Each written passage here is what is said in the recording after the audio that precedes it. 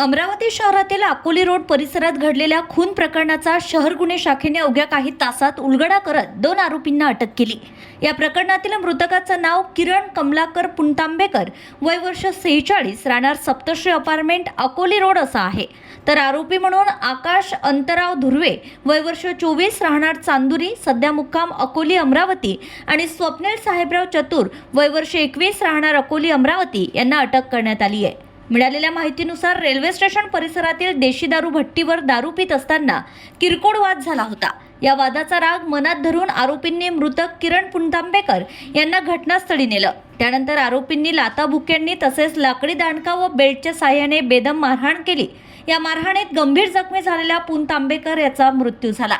घटनेची माहिती मिळताच शहर गुन्हे शाखेने तात्काळ तपासाची चक्रे फिरवत अल्पावधीतच दोन्ही आरोपींना अटक केली आहे। या प्रकरणाचा पुढील तपास पोलीस करीत आहेत।